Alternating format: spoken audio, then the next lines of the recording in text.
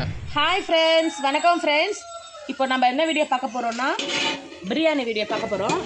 இன்றைக்கி நம்ம வீட்டில் பிரியாணி பண்ணுறோம் ஃப்ரெண்ட்ஸ். சாரி ஃப்ரெண்ட்ஸ், நான் ஃபஸ்ட்லேருந்து வீடியோ போடணுன்றதுக்காக நான் ஃபஸ்ட்லேருந்தே வீடியோ போடணுன்றதுக்காக மறந்துட்டேன் ஃப்ரெண்ட்ஸ். இப்போ தான் நான் உங்களுக்கு வீடியோ போடுறேன். இங்கே பாருங்கள் ஃப்ரெண்ட்ஸ், அப்படியே பாருங்கள்.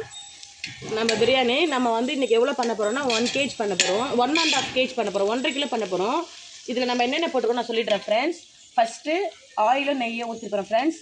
செகண்டு லவங்கம், பட்டை, ஏலக்காய் அதெல்லாம் போட்டிருக்கிறோம் ஃப்ரெண்ட்ஸ். அப்புறம் ஒரு 6 சில்லி போட்டிருக்கேன். ஏன்னா நம்ம 1 கிலோக்கு 4 போடுவோம், 1.5 கிலோன்றதுனால நான் 6 போட்டிருக்கிறேன் ஃப்ரெண்ட்ஸ்.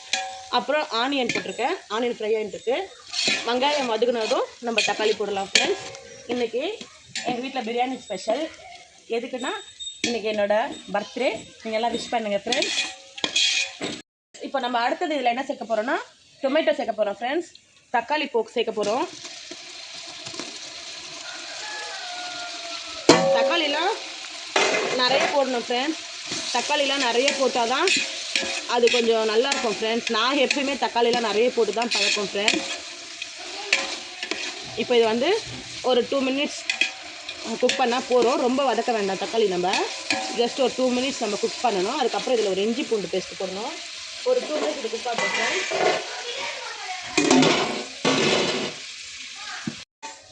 இப்போ நம்ம நெக்ஸ்ட்டு என்ன போட போகிறோன்னு பார்த்தீங்கன்னா இஞ்சி பூண்டு பேஸ்ட் போட போகிறோம் ஃப்ரெண்ட்ஸ். இப்போது தக்காளி கொஞ்சம் ஃப்ரை ஆகிடுச்சு, ஆஃப் குக் ஆகிடுச்சு. இந்த ஸ்டேஜில் தான் நம்ம ஒரு இஞ்சி பூண்டு பேஸ்ட் வந்து ஒரு 4 tablespoon போட போகிறோம் ஃப்ரெண்ட்ஸ். இப்போ நம்ம நல்லா கலக்கி விடணும் ஃப்ரெண்ட்ஸ். நல்லா கலக்கணும். இங்கே பாருங்கள் ஃப்ரெண்ட்ஸ், சைட்லலாம் ஆயில் வந்துருக்கு பாருங்கள், ஃப்ரை ஆகி. அடுப்பு அணைஞ்சிச்சு ஃப்ரெண்ட்ஸ். அடுப்பு கொஞ்சம் நம்ம ஊதி அறிய வைக்கிறோம்.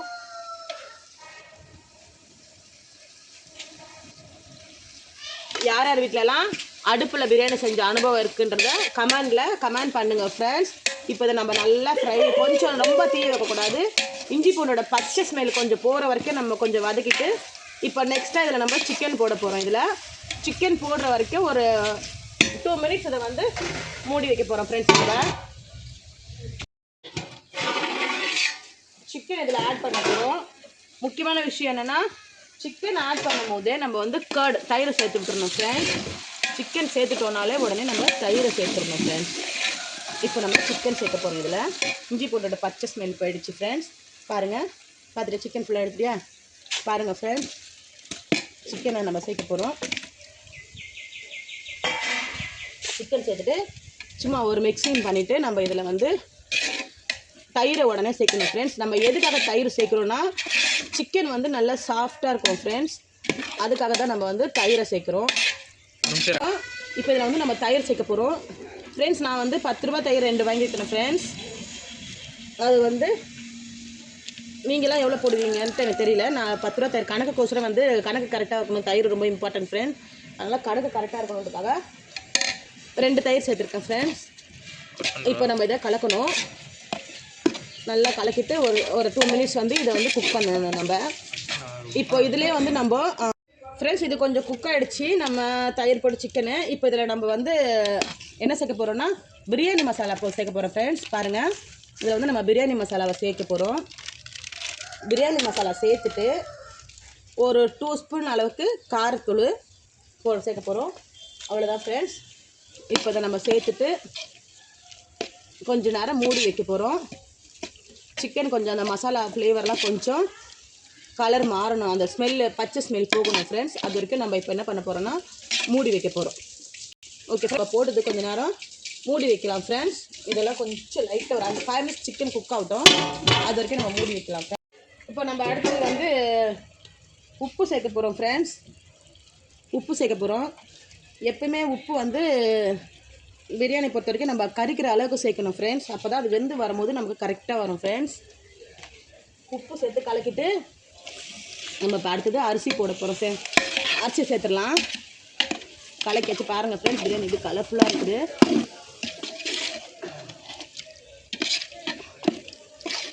இப்போது நம்ம உப்பு இருக்குன்னு கொஞ்சம் செக் பண்ணிக்கலாம் ஃப்ரெண்ட்ஸ். ஓகே ஃப்ரெண்ட்ஸ், இப்போ அடுத்தது வந்து நம்ம வந்து ஃப்ரெண்ட்ஸ் இப்போ நம்ம இதில் வந்து என்ன சேர்க்க போகிறோம்னா அரிசி ஆட் பண்ண போகிறோம். இது பாருங்கள், நான் வந்து ஒரு அரை மணி நேரம் அரிசி ஊற வச்சுருக்கேன் ஃப்ரெண்ட்ஸ். இந்த அரிசி இப்போ நம்ம சேர்க்க போகிறோம். பாஸ்மதி அரிசி தான் போட்டிருக்கேன் ஃப்ரெண்ட்ஸ். அரை மணி நேரம் ஊற வச்சு கழுவி எடுத்த அரிசி ஃப்ரெண்ட்ஸ்.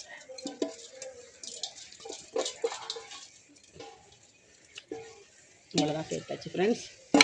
இப்போ அரிசி சேர்த்ததும் நம்ம கொஞ்சம் அப்படி கழுவிட்டு தண்ணி ஊற்றணும் ஃப்ரெண்ட்ஸ். இப்போ தண்ணி எப்படி இதில் ஊற்றணும், தண்ணி பதத்தை இப்போ நான் சொல்கிறேன், எல்லாம் கேட்போங்க ஃப்ரெண்ட்ஸ். நம்ம வந்து போட்ட அரிசி இப்போ நான் வந்து பார்த்தீங்க, நான் அளக்கலை, எதுவுமே பண்ணலை.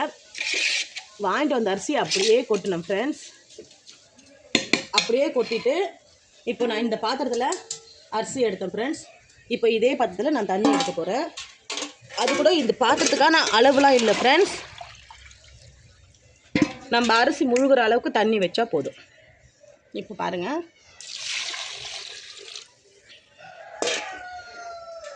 எப்பவுமே பிரியாணிக்கான பதம் அரிசி முழுகிற வரைக்கும் நம்ம தண்ணி வைக்கணும் ஃப்ரெண்ட்ஸ்.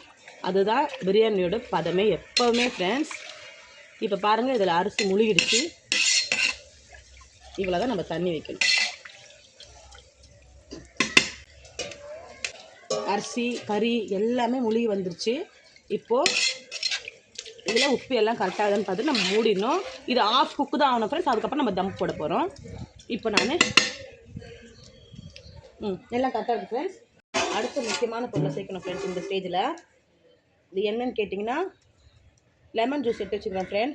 நல்லா ஒரு பெரிய எலுமிச்சை பழம் சைஸு லெமன்லேருந்து நான் ஜூஸ் எடுத்து வச்சுருக்கிறேன் ஃப்ரெண்ட்ஸ். அதை நம்ம சேர்த்துடணும்.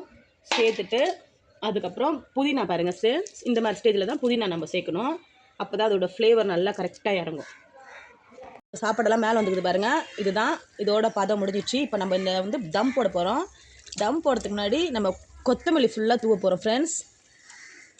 கொத்தமல்லியை போட்டுட்டு